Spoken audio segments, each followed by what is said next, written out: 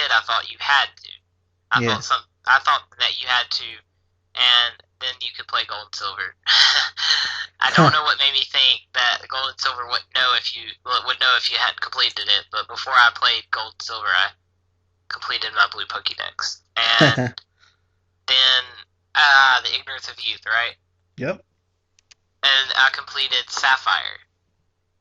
And I was working on completing the Pokédex, the Pokédex, the National Dex actually, in Heart Gold Soul Silver. But another negative for the official games, which I also said was a positive, is the fact that because they're aimed for the kids, they're going to be a lot easier. That is a huge gripe for me. And why am I hearing my own echo? What? Why am I hearing my own echo? I don't know. My mic's probably messed up again. Shoot me now. Oh, never mind. I don't hear it anymore. Yay! But yeah, those are the main cons, apart from, I think I said it before, but the lack of general challenge unless you make it challenging yourself. Alright. I think that the official game should have the option to change the difficulty, which would increase or lower the AI levels depending on what difficulty you set it to. Yeah, lower or raise the challenge level. Mm-hmm. And that would be cool, a feature on there where it's in most games, they have hard, easy, medium difficulty levels. Mm-hmm. Just go ahead and establish that for Pokemon. Go ahead and make that a staple, make that what Pokemon games are. Yep. And that would definitely increase the replayability of it, because you could replay through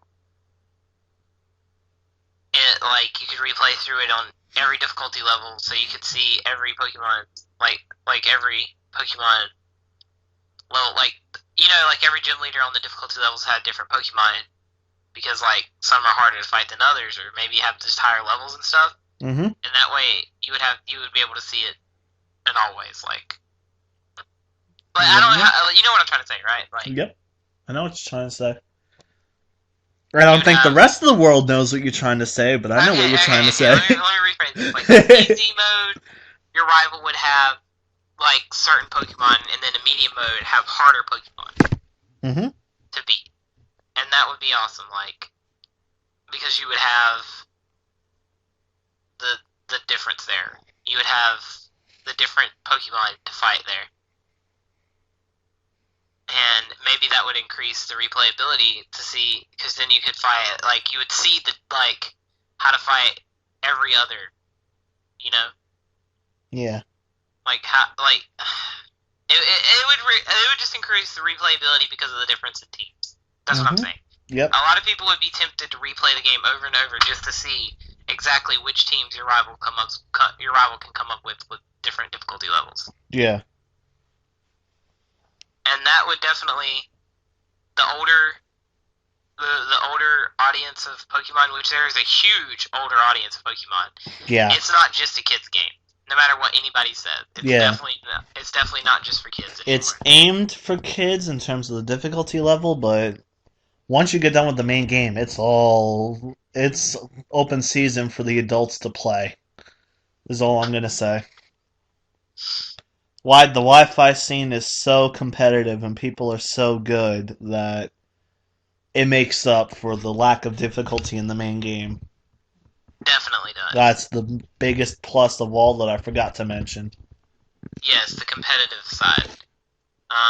Because there really can't be a competitive metagame for ROM hacks.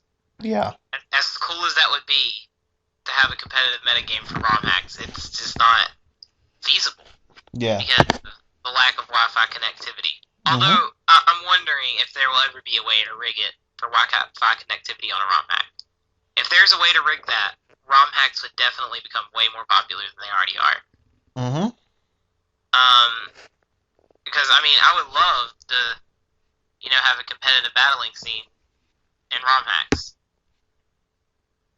Yeah, but you wouldn't have as many people because ROM hacks are harder to get and play through, which is a disadvantage for it compared to the official games, because the official games are a lot easier to just go through for you to begin making the competitive teams. So you would have a shortage of competitive players for the ROM hacks, as much And as the ROM in the hacks might be beginning, you better. would. Go on. In the beginning, I agree with that. But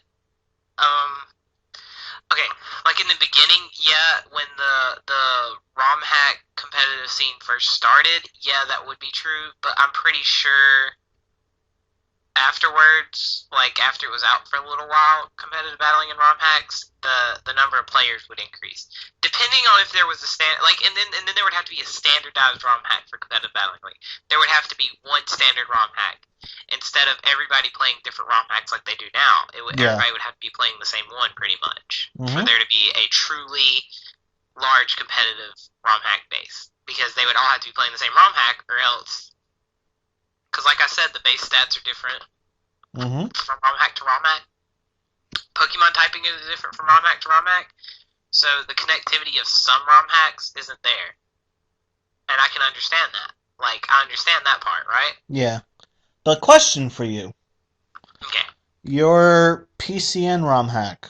What did you do with the Team Aqua / Team Magma stuff? Did you I change was them waiting at for all? someone to ask me that. Okay. I have not edited that at all. At all. Yet. That's for release number 2. Release number 2 will have the evil team being much more difficult. Hmm. Much more difficult. Instead of the Poochyanas everywhere. Mm-hmm.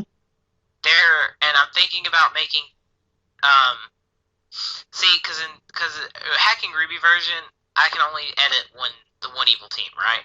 Yeah. But That's you only fight the one evil team. right, and that's Magma in Ruby, right? Mm-hmm. Yes. So I was thinking about making it have a balance. Like at first, I wanted to make it be a monotype evil team, but I'm not gonna do that because Mm-hmm. that's kind of that's because it's just the one evil team. If you could fight both